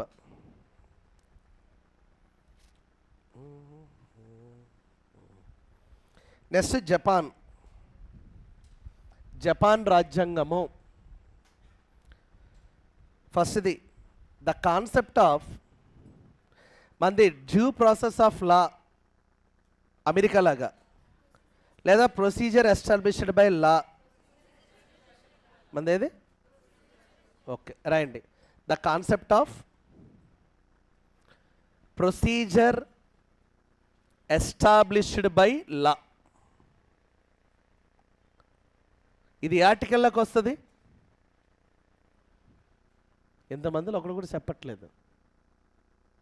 చెప్పాను, నేను ఆల్రెడీ రాశాను. నేను రన్నింగ్ నోట్స్ ఉందా పని ఒకసారి చెక్ చేయండి. మరి రాయిపోతే అలాగే ఉంటుంది. ఆర్టికల్ ఎంత? 21. నేను అందుకే నోట్తో చెప్పిన ప్రతిదానికి బోర్డు మీద రాస్తాను. మీరు ఎలా తయారయ్యారంటే బొట్టు ఇవన్నీ పెట్టి చెప్తే కానీ రాయరు. మీకు అదేమంటారంటే కొబ్బరి చెట్టు తెలుసా మీకు? భూమి మీద ఉన్న చెట్లలో కొబ్బరి చెట్టులో ఒక్క ఐటెం కూడా వేస్ట్ అవ్వద్దు. పుణ్య కార్యక్రమాలకు వాడతారు, చెడు కార్యక్రమం అన్నిటికి వాడతారు. అందుకే కొబ్బరి చెట్టుని తూగోబాగో జిల్లాల్లో దైవంగా పోలుస్తారు. నేను చెప్పే ప్రతీది కూడా ఎగ్జామ్ పాయింట్ ఆఫ్ వ్యూలోనే ఉంటుంది. ఇక్కడే కాదు, అక్కడెక్కడో రాబోయేది కూడా ముందుగా చెప్తాను. నేను చివరికి పాలిటీ ఎగ్జామ్లు కూడా అష్టప్రధానాలే తీసుకున్నాను, మీకు పనికి వచ్చేదని చెప్పే. అది రన్నింగ్ నోట్స్ ఉంటుంది చూడండి. అది ఆర్టికల్ 21 అని లేదా? చూడిమి గబీ గబీ చూడాలి. అక్కడ కనిపించిందా? లేని వాళ్ళందరూ లెన్స్ కార్డ్స్కి వెళ్ళండి. ఇక్కడ ఉంది క్లియర్గా due process of law article 21 ఉందిగా, నిన్న మొన్న రాశారు. ఇంటిగ్రేటెడ్ ఇండిపెండెంట్ జ్యుడిషియరీ అని రాశాం కదా, లక్షణాల్లో ఉంటుంది. లక్షణాలు ఎన్నో నచ్చడం అది? నువ్వు నెంబర్లు వేయలేదు. 6వది ఉంటుంది చూడండి. కనిపించిందా లేదా? లెన్స్ కార్ట్లు ఈ మధ్య 1+1 ఆఫర్ ఉంది. ఏంటిది? కొనిసుకుందారని రైట్. నెక్స్ట్ రాయండి. That's the concept of procedure established by law. Article ఎంత? ఇది మర్చిపోకూడదమ్మా, ఓకేనా? రైట్ టు లైఫ్ అంటే article 21. Procedure establish by law కూడా ఆర్టికల్ ఎందులోకి వెళ్తుంది? 21. హెబియస్ కార్పస్ కూడా ఇందులోకి వెళ్తుంది. అంటే హెబియస్ కార్పస్ ఆర్టికల్ 21. అర్థమైందా? కానీ మనం ఎప్పుడు చదివేటప్పుడు అరే బాబా article 21 right to life and personal liberty. అప్పుడు ఇలాంటి బిట్లు వస్తే ఏం చేయాలి? పొద్దున 5 గంటలకే ఎక్కడికి వచ్చేయాలి? చైతూస్ అయిపోయింది. ఇంకా నెక్స్ట్ రాయండి. ఈ మధ్య ఎవడు ఇన్స్టాగ్రామ్లో భలే స్టార్ట్ చేసాడండి. కోతి కూర్చుంటుంది, సాధువులాగేమో బట్టలు వేసుకొని ఉంటుంది. నేను ఇందాక స్టేటస్ పెట్టాను. అని అడుగుతాడు, ఎవడో వచ్చి అడుగుతాడు అనమాట, ఏమని? గురువుగారు పెళ్ళాన్ని కంట్రోల్ చేయడే అలాగా నా ఇల్లారా, ఆ విషయం నాకు తెలిస్తే కాషాయం కట్టుకుని ఎక్కడికి నేను ఎందుకుంటాను జైతూస్తా అంటాడు. అంటే యాక్చువల్లీ కోతి యాక్టింగ్ చాలా బాగుంటుంది అక్కడ. ఇది ఎగ్జామ్లో అడుగుతారా? అడగరు కదా. మరి చెవులేంటి ఏనుగు చెవుల్లో చేసి వింటున్నారు? సొల్లుని మీరు ఎంకరేజ్ చేస్తారు. రాయండి అక్కడ ఆర్టికల్ ఎంతది? 21. రెండోది, ఓహో దాన్ని తెలుగులో సొల్లాలి కదా మన ఆయన. చట్టం నిర్దేశించిన పద్ధతి.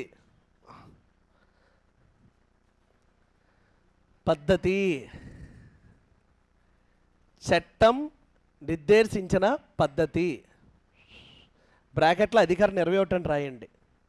చట్టం నిర్దేశించిన పద్ధతి, ఆర్టికల్ 21. ఇంగ్లీష్ కూడా రాయండి, తెలుగు లేదు, తెలుగు పుస్తకాల్లో అది క్లియర్గా ఇంగ్లీష్లో కూడా ఇచ్చేటట్టు. చట్టం నిర్దేశించిన పద్ధతి అంటే ప్రొసీజర్ ఎస్టాబ్లిష్డ్ బై లా.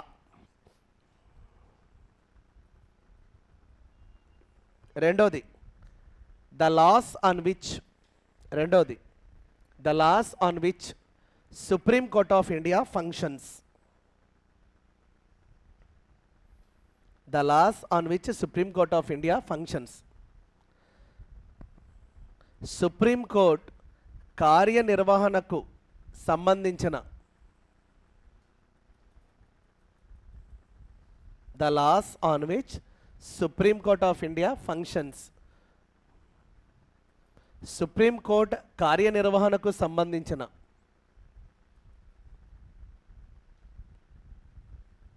న్యాయపరమైన అంశాలు. Next, from USSR constitution.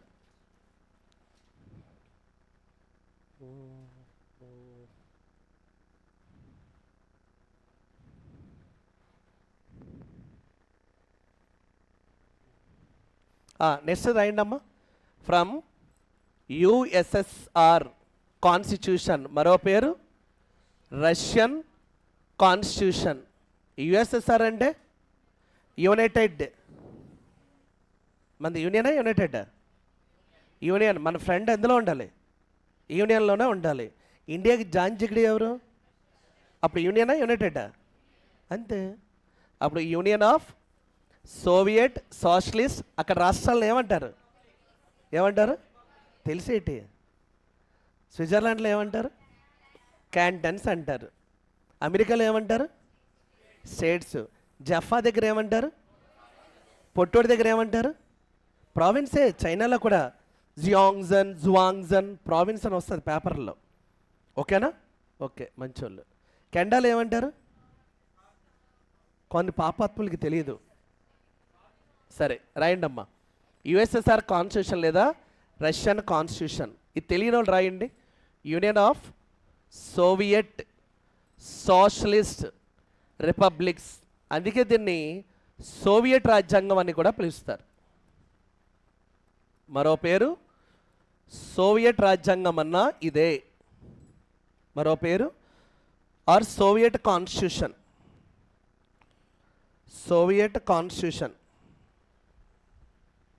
బ్రాకెట్లో ఈ రాజ్యాంగం ఒక విప్లవం నుండి పుట్టింది. మన రాజ్యాంగంలో రాస్తే బాగుంది కంప్లీట్గా. బ్రాకెట్లో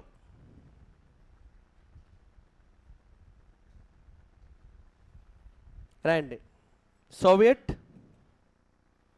కాన్స్టిట్యూషన్. ఇది ఎక్కడి నుంచి వచ్చింది? Borrowed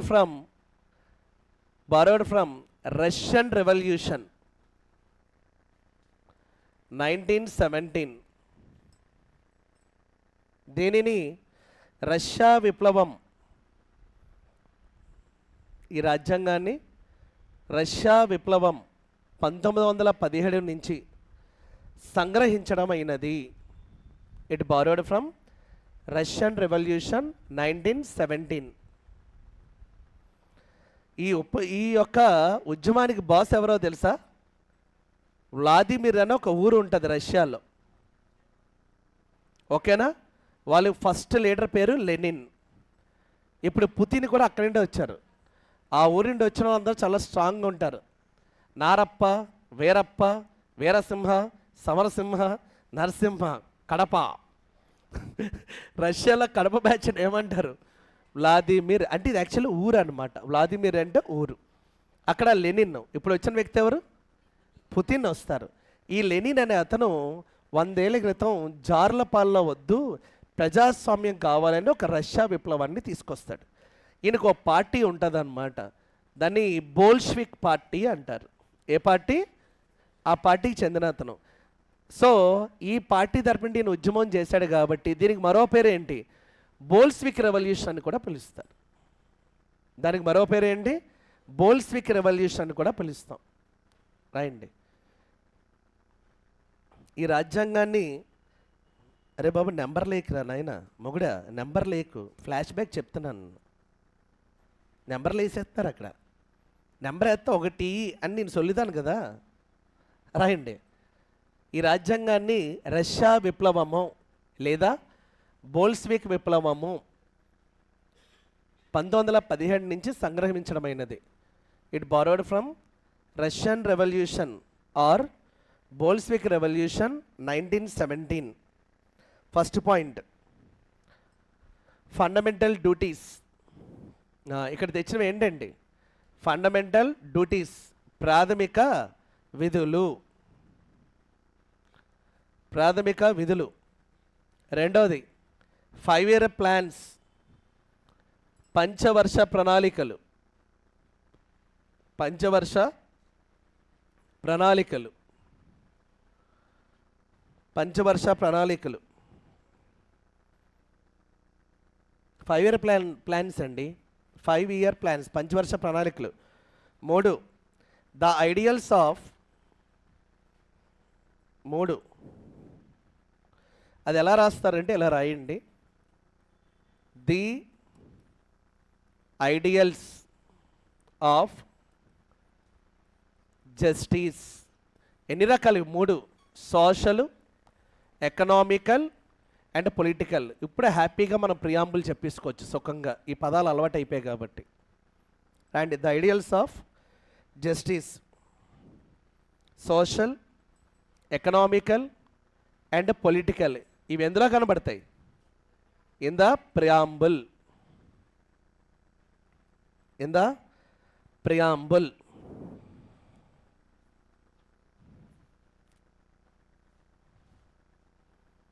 in the preamble. తెలుగులో రాజ్యాంగ ప్రవేశికలోని, తెలుగు వాళ్ళు రాజ్యాంగ ప్రవేశికలోని, ప్రవేశికలోని, రాజ్యాంగ ప్రవేశికలోని, రాజ్యాంగ ప్రవేశికలోని న్యాయం, న్యాయం యొక్క సిద్ధాంతాలు. రాజ్యాంగ ప్రవేశికలోని న్యాయ సిద్ధాంతాలు లేదా న్యాయం యొక్క సిద్ధాంతాలు. బ్రాకెట్లో రాయాలి, సామాజిక,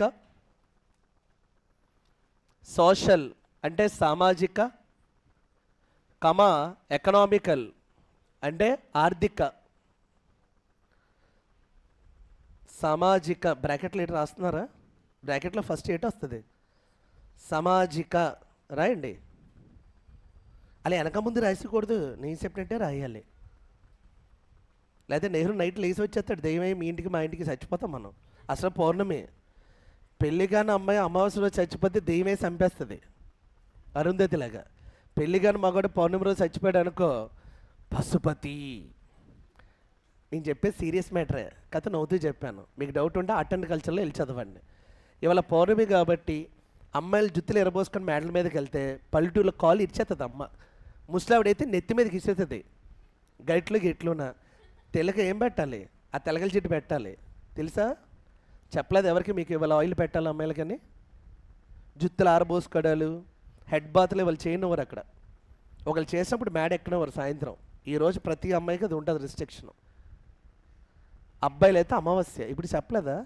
ఒరే అమావాస్య థియేటర్ అలాగే వెళ్ళిపోతున్నారు, తలకి నూనె రాయండి. ఆ రోజు గోర్లు గేయించకూడదు, జుత్తులు అంటే సోగ్గాడి శోభనాథర్లా తయారవ్వకూడదు, అంటే దెయ్యాలు అట్రాక్ట్ అవుతాయి. ఇది జోక్ అనుకుంటున్నారా? ఆర్ట్ అండ్ కల్చర్ చదివిన రోజు మీకు అర్థమవుద్ది. ఇప్పుడు మీకు అర్థమవుద్దు, యాక్చువల్ అది ఉంది. అది నెక్స్ట్ రాయండి అమ్మా. సామాజిక, ఆర్థిక మరియు రాజకీయ. మరియు రాజకీయ అయిపోయింది. లాస్ట్ది ఫ్రెంచ్ కాన్స్టిట్యూషన్, న్యాయం యొక్క సిద్ధాంతాలు. ఏమైంది? న్యాయం యొక్క సిద్ధాంతాలు. ఏ సిద్ధాంతాలు?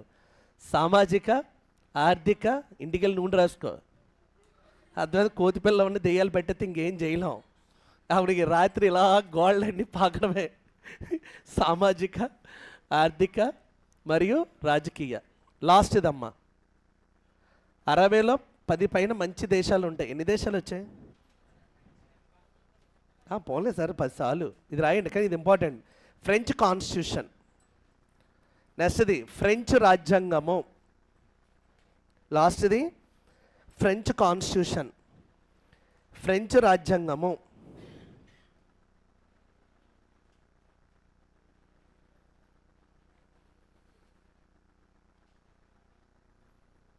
ఫ్రెంచ్ రాజ్యాంగము బ్రాకెట్లో రాయండి. It borrowed from French revolution 1789 నుండి 1799. It borrowed from French revolution 1789 నుండి 1799. గొప్ప గొప్ప నాయకులు. ఫ్రెంచ్ రెవల్యూషన్ అంటే ఎవరు? నెపోలియన్ బోనపార్టే. ప్రపంచం చూసిన ద గొప్ప నియంత, గ్రేటెస్ట్ డిక్టేటర్. అందరు నియంతలు వాళ్ళ అధికారం గురించి ప్రజల్ని హింసించారు. ఈ నియంత ఆ దేశాన్ని బాగుపెట్టడం గురించి ఒక మిలిటరీ అధినేతగా ఉన్నాడు. ఫ్రాన్స్ దేశంలో మీరు ఎక్కడని చోట ఒక్క మొక్క మాట్లాడు, చాలా సైలెంట్గా డీసెంట్గా ఉంటారు జనాలు. మన దగ్గర జోకేస్తే ఏమంటారు? ఊ. చూసారా ఎంత గట్టిగా నవ్వుతారంటే జనాలు, అమ్మాయిలు అబ్బాయిలు అలా నవ్వుతాం. కానీ ఫ్రాన్స్లో కితకలు ఎట్టేసినా అడిగి నవ్వు వచ్చినా ఏం చేస్తాడు? మూసుకొని ఉండాలి. అందుకే ఆయన్ని వరల్డ్లో బెస్ట్ డిక్టేటర్గా ఎవరిని పిలాలి? నెపోలియన్ బోనపార్టే. ఇంగ్లీష్ సినిమాల్లో చూడండి, ఒక పెద్ద చుట్టూ సర్కిల్ ఉండి వాటర్ వస్తే ఒక గుర్రం ఉంటుంది. గుర్రం మీద పెట్టదొరలాగా ఒక టోపీ పెట్టుకుని ఇలా కత్తి పట్టుకొని ఉంటాడు. గుర్తొచ్చాయా? రాలేదా? బొమ్మ చూపిస్తాను తర్వాత, ముందు ఇది రాసియండి, టైం అయిపోతుంది. ఫ్రెంచ్ రెవల్యూషన్ కాలం ఎప్పుడు? 1789 నుండి 99. వాళ్ళ నాయకుడు ఎవరమ్మా? నెపోలియన్ బోనపార్టే. ఇప్పుడు రాయండి అక్కడ ఫస్ట్ది ఇలా రాయాలి, the ideals of. Babu justice special course పెట్టండి. ఇందాక న్యాయ సిద్ధాంతాలు, తెలుగు వాళ్ళు న్యాయ సిద్ధాంతాలు అని రాశారు కదా, ఇది ఇంపార్టెంట్ ఇక్కడ. ఇప్పుడు రాయండి, ది ఐడియల్స్ ఆఫ్ రిపబ్లిక్. ఈ పదం ఎక్కడుంది? In the preamble. ఇలా రాయండి. అంటే ఇక్కడ ఇది ఇంపార్టెంట్. రెండవది ద ఐడియల్స్ ఆఫ్. సేమ్ ఇలా రాయాలి. ఇలా కానీ గీతలు పెట్టారా, మీరు ఇంటికి వెళ్ళేటప్పుడు మీ జోబులో పర్సులు పోతాయి, ఫోన్లో రీఛార్జ్లు అయిపోతాయి. అర్థమైందా? మీ ఇంట్లో వచ్చేలోపు తడిసిపోతారు. ఇలా పెట్టకుండా ఏం చేయాలి? రాయాలి. రాయండి. The ideals of Liberty in the preamble.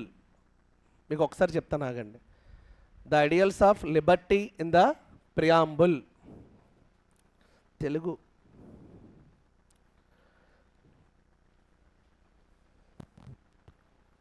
రాయండి. ప్రవేశికలో, రాజ్యాంగ ప్రవేశికలో గణతంత్రము. రాజ్యాంగ ప్రవేశికలో గణతంత్రము అనే ఆదర్శాలు. రాజ్యాంగ ప్రవేశికలో గణతంత్రము అనే ఆదర్శాలు. రెండోది మళ్ళీ రాజ్యాంగ ప్రవేశికలో స్వేచ్ఛ అనే ఆదర్శాలు. రాజ్యాంగ ప్రవేశికలో స్వేచ్ఛ అనే ఆదర్శాలు. 3 రాజ్యాంగ ప్రవేశికలో సమానత్వము. బాబు అండర్లైన్, సమానత్వము, స్వేచ్ఛ అండర్లైన్ చేయాలి. రాజ్యాంగ ప్రవేశికలో సమానత్వము అనే ఆదర్శం.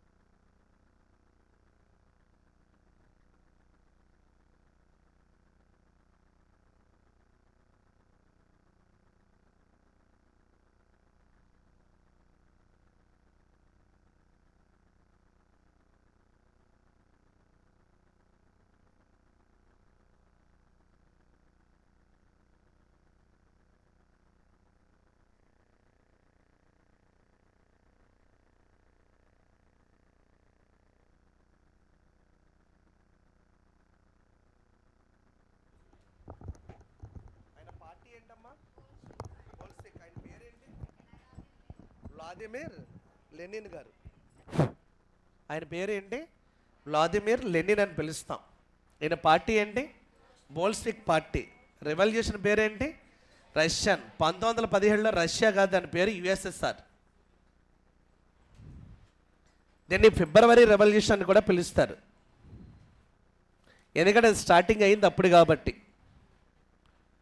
మా పార్టీ ఇది. ఇగో బోల్స్విక్స్ అని ఉన్నారు చూసారా? సో అందుకే దీన్ని ఏ రెవల్యూషన్ అని కూడా పిలుస్తాం. బోల్స్విక్ స్టార్ట్ చేసిన వ్యక్తి ఎవరు? భూమి మీద ఇప్పటి వరకు మనుషులు పుట్టారు చూసారా? చిన్నప్పుడైతే చిన్నపిల్లలు ఎత్తుకెళ్ళిపోయాడు అంటారు ఈయన. అలా అనకూడదు, ఎందుకంటే మన రష్యా తాలూకు కాబట్టి. ఓకేనా? అలా మనం తిట్టకూడదు. పెళ్ళైన అమ్మాయిలు భర్త తాలూకు అమ్మ నాన్నని తిడతారా, అత్తమామని? అలాగే పెళ్ళైన అబ్బాయి మనం చేసుకున్న అమ్మాయి అమ్మ నాన్నని తిడతామా? తిట్టకూడదు, ఎందుకంటే మనం ఆర్య, మనం గీత బ్యాచ్. ఇండియా అంటే గీత, రష్యా అంటే ఎవరు? ఆర్య, అమెరికా అంటే అజయ్ గాడు, మనది ఆర్య సినిమా. అర్థం అవ్వలేదా? కరెంట్ అఫైర్స్ ఎప్పుడైనా వచ్చినప్పుడు చెప్తాను. గీత ఆర్య చుట్టూ తిరగదు, ఆర్య గీత చుట్టూ తిరుగుద్ది. అజయ్ గాడు మేడకి దూకేస్తానంటే గీత ఓకే అంటది, అంటే ట్రంప్ గాడు. మన యుద్ధం వస్తే ఇండియా రమ్మని లేదు, ఎగేసుకొని ఎవడొచ్చాడు? రష్యా. ఎందుకు వచ్చింది? గీతకి ఏమొచ్చినా ఎవడొస్తాడు? ఆర్యనే రావాలి. ఇదే స్టోరీ. మీకు రష్యా ప్రపంచం ఇలా కంపేర్ చేసి చెప్పచ్చు. ఈయన చచ్చిపోయాడు. భూమి మీద పుట్టిన మనుషుల్లో ఇప్పటికీ ఆ బాడీని భద్రపరిచిన ఏకైక మానవ మాత్రుడు ఎవడరా అంటే వ్లాదిమిర్ లెనిన్. ఇప్పటికీ ఆయన ఒరిజినల్ కాల్చి లేదు, అలాగే శరీరం ఉంది. మమ్మీ ఫైట్ చేశారు. కానీ భారతదేశం మన సాంప్రదాయాలను పట్టించుకోం. 1000 ఏళ్ల క్రితం, అర్థమైందా? ఏంటి, తిరుచిరాపల్లి శ్రీరంగం దేవాలయంలో విశిష్ట అద్వైత మతాన్ని చెప్పిన రామానుజాచార్యుల యొక్క బాడీ ఈ రోజుకి అలాగే ఉంది, శరీరం. కొన్ని లేపనాల ద్వారా ఉంచారు. ఇది భారతదేశంలోడికి అది తెలియదు, ఇది మాత్రం చెప్తాం. ఎందుకంటే మనకి ఫారెన్ ఎడ్యుకేషన్, ఫారెన్ నాలెడ్జ్ ఎక్కువ కాబట్టి. ఇప్పుడు చూడండి, ఛానల్ అంది ఇది. షిట్,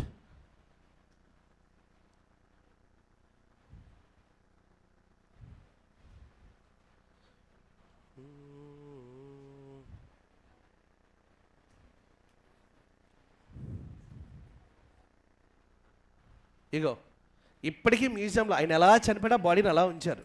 100 ఏళ్ళు అయింది. ఇది ఒరిజినల్ డూప్లికేటా? ఒరిజినల్ బాడీ అలాగే ఉంచారు అయింది. ఇగో స్టిల్ ప్రిజర్వ్డ్. ఆ బాడీని ఎలా మమ్మీఫై చేశారు? ఇండియాలో పుట్టాం కాబట్టి ఇన్ని మమ్మీ సినిమాలు చూడలేదు మనం. సో మమ్మీఫికేషన్ రష్యాకి ఇది కొత్తగా ఉంటుంది. ఇప్పటికీ ప్రెజర్వ్ అయి ఉన్న ఏకైక బాడీ. కానీ భారతదేశంలో తెలియాల్సిన విషయం ఏంద్రా అంటే,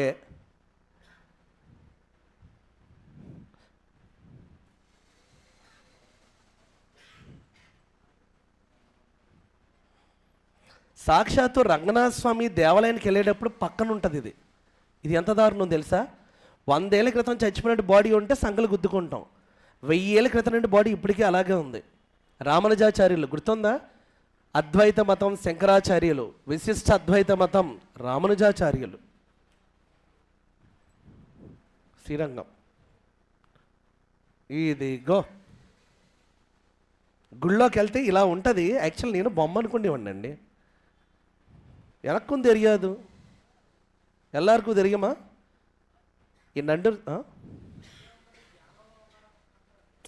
మన నమ్మకం. యాక్చువల్ సమాధి స్థితి అంటారు దాన్ని. ఇప్పుడు పోతులూరి వీర బ్రహ్మేంద్ర స్వామి, అర్థమైందా? నాయి బ్రాహ్మిన్స్ కానీ వీళ్ళందరూ విశ్వ బ్రాహ్మిన్స్ కానీ ఏమంటారు? ఆయన దేవుడు, బతికున్నారు. అర్థమైందా? దాన్ని మనం ఏమంటాం? సమాధి స్టేజ్ అంటాం. సమాధి అంటే శరీరానికి చావు, ఆత్మకు ఉండదు. ఓకేనా? షిరిడి సాయిబాబా ఇవన్నీ కొన్ని చెప్తారు కదా. మహావిష్ణుని నమ్మినటువంటి భక్తులందరూ బతికున్నారు అంటారు. ఇగో ఇది రియల్ బాడీ. ఈయన కరెక్ట్గా చెప్తాడు. ఈ నండూరి శ్రీనివాస్ గారు, ఈయన ఎలాంటి అధ్యాత్మిక విషయాలు కరెక్ట్గా చెప్తాడు. ఈయన ఒకటి బాగా చెప్తాడు చాలా విషయాలు. చూడండి, ఇది గుళ్ళో ఏ ప్రాంతంలో ఉంటుంది అన్నది కూడా మీకు క్లియర్గా ఉంటుంది. యాక్చువల్ అయితే ఇది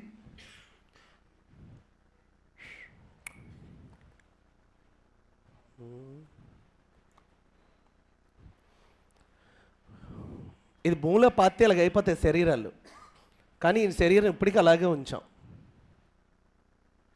ఒరిజినల్ శరీరం ఇలాగే గుళ్ళో ఉంది ఇప్పటికీ.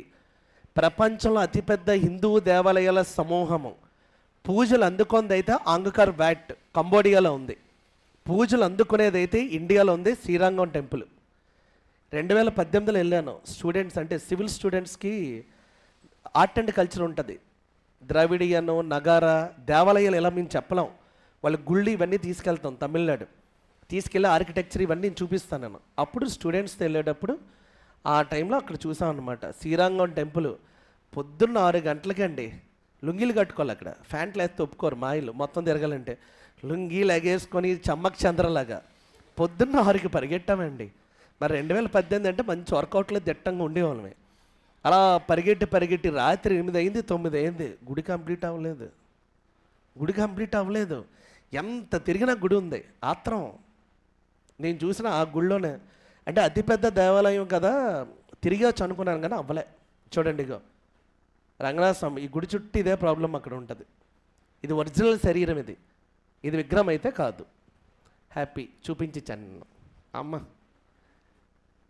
సరే ఇక్కడికి అయ్యింది కదా, ఇంటికి వెళ్ళగా చూడండి ఇంకేం మిస్ అయింది.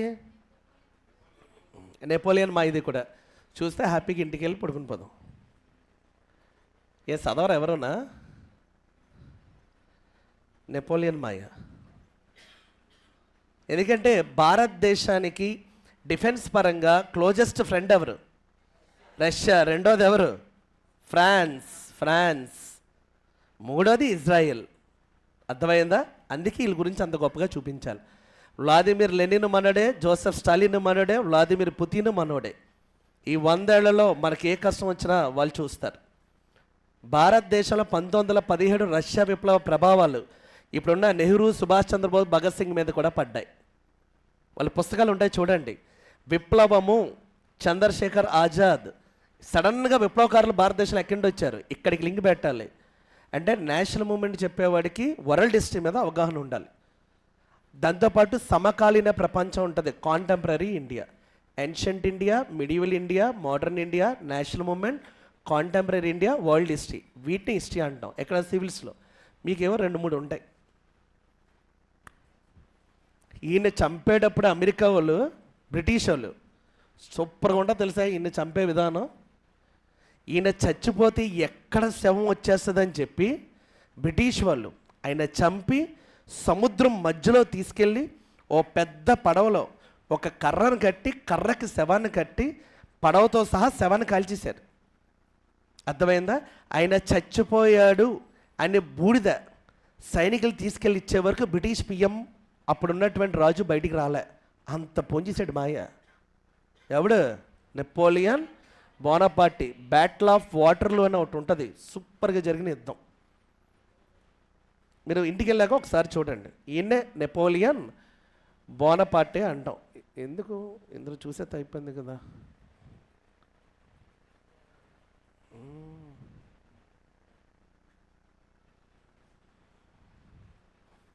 బోనపార్టీ అని కొట్టండి, నైట్ పార్టీ అని కొట్టకండి. ఇక చూడండి చాలా సినిమాల్లో గుర్రం పైకి ఎగిరి వాడు పెట్ల దొరలా కట్టి ఉంటాడనమాట. ఇవి ఎక్కువగా ఇంగ్లీష్ సినిమాల్లో కనబడుతూ ఉంటాయి. బ్లాక్ కలర్ స్టోన్ ఊపిరి సినిమాలు ఎక్కువగా చూపిస్తాడు. ప్యారిస్ దగ్గరికి వెళ్ళేటప్పుడు ఒక గుర్రం పైకి వెళ్ళి ఒక నాయకుడు ఉంటాడు కత్తి పట్టుకొని. మనకైతే ఛత్రపతి శివాజీ, మనకు ఆయన గుర్తురాడు. మనకి అంత విదేశీ ఇవే గుర్తొస్తాయి. శివాజీ ఎక్కుతారండి, ఆయన గుర్రం లేపడం కట్టగా ఉంటుంది. ఈడు గుర్రంగా లేపాడంటే దాని జుత్తు అడి జుత్తు చెరిగిపోద్ది. ఛత్రపతి ఇది బాగుంటుంది. ఈయన ఎవరమ్మైనా నెపోలియన్ బోనపార్టే. ఈయన ఎలా చచ్చిపోయాడని ఒకసారి చూడండి.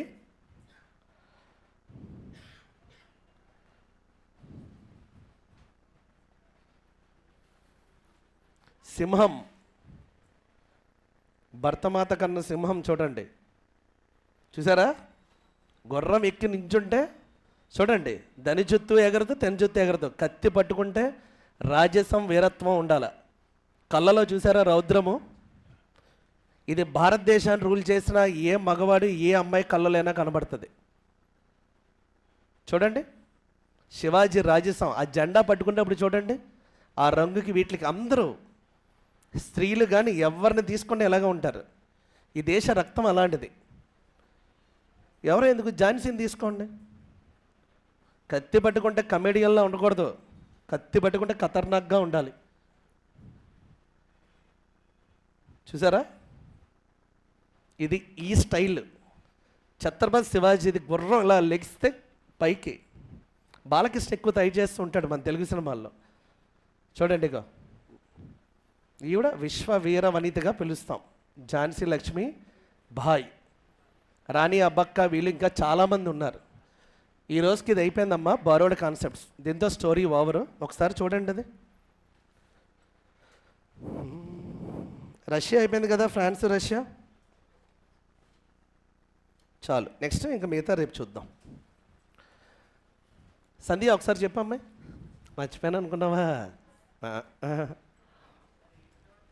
ఆగు, అమ్మాయి ఒకసారి ట్రై చేస్తే. కుర్రాడు ఏమో ఇందాక చెప్పాడు అక్కడ, చూద్దాం. ఏమవ్వదు, రేపు తెల్లవారు రాగానే ఎక్కించేస్తాను నన్ను. నిజం, ట్రై చేయి. ఏమైంది బొంగు చెప్తారండి, ట్రై చేయ పర్లేదు.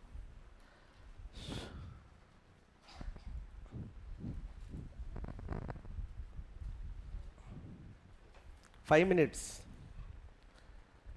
ఇంకెవరున్నారు ఈ బెంచ్లో? ఎవరు చెప్తారు? మీరు చెప్పరేటి? మీకు చెప్పానా? నీకేనా? రేపు రెడీ అయిపోండి. మీరు రేపు రెడీ అయిపోండి. మీ బెంచ్లో మీ ఇద్దరు రెడీ అవ్వండి. అబ్బాయిల్లో రేపు నువ్వు రెడీ అవ్వు బాబు. ట్రై చేయి. ఏమైంది నాయనా? నువ్వు తెలుగు ఇంగ్లీషే చెప్పు. నీకు ఎలా నచ్చింది అది, నీకు నచ్చిన టాపికే కదా ఇచ్చాను. ఆ పైన నీకు చెప్పమ్మాయి, నీకు నచ్చింది నువ్వు చెప్పు. అర్థమైందా? నువ్వు సిగ్గేది వదిలేసి కట్ట చెప్తే రాక్ సాలిడ్గా వెళ్ళిపోద్ది. ఎక్కే వరకే కష్టం, తర్వాత ఏమి ఉండదు. నెక్స్ట్ నువ్వు ఒకటి బ్రుక్లే ట్రై చేయి. ఏమైంది? పక్కనే ఉంటాను కదా. వైట్ ఒకటి, ఈయన ఒకటి, మీకు ఏం నచ్చితే చెప్పండి. నాకు ఇక్కడ కావాల్సింది ఏంటంటే నించున్నామా, కాన్ఫిడెంట్గా చెప్పామా లేదా. సెకండ్ టైం వెళ్ళేటప్పుడు ఎవడ బాగా చెప్పాడో వాడిని చూసి పోటీ పెట్టుకోండి. కాంపిటీషన్ అంటే కూర్చొని రాయడమే కాదు, చెప్పడం ప్రజెంటేషన్లో కూడా ఉండాలి. థింకింగ్ కూడా మారిపోవాలి. మీలో చాలామంది ఏంటి, బాగా నోట్స్లు రాసేస్తే ఆన్సర్ చెప్పి సూపర్ స్టార్లు అనుకుంటున్నారు. ఇక్కడ చెప్పేటప్పుడు తెలిసిపోతుంది, చూసారా? చెప్పేటప్పుడు కొంత కొత్త స్టార్లు వస్తారు. ఎగ్జామ్ని డిసైడ్ చేసేది క్లాస్ వినడం, క్లాస్ రాయడం ఇదే కాదు, ప్రజెంటేషన్ కూడా ఉంటుంది. దాన్ని బట్టి రేపు పొద్దున్న ఎలా హ్యాండిల్ చేస్తాం. సరే, అబ్బాయిలో మీ ఇద్దరు రెడీ అవ్వండి. మీ ఇద్దరన్నా చెప్పాను. నవ్వుతావేంటి అమ్మాయి? మధ్యలో వెళ్ళిపోక అసలు. రేపు అమ్మాయికి చైన్ లేసి కట్టియండి. నెక్స్ట్ చెప్పండి. వాయిస్ చాలా పెద్ద వాయిసే, మిల్లగైతే కాదమ్మాయి, గట్టిగానే మాట్లాడండి, పర్లేదు, ఏం ప్రాబ్లం లేదు. ఇది మన ఫ్యామిలీ అమ్మాయి, ఇది మన క్లాస్ రూమ్ అనుకో.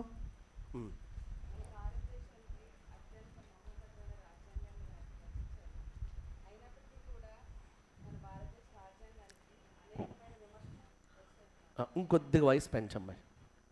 వస్తుంది అమ్మ, ఆ మాట అనకూడదు, కొద్దిగా.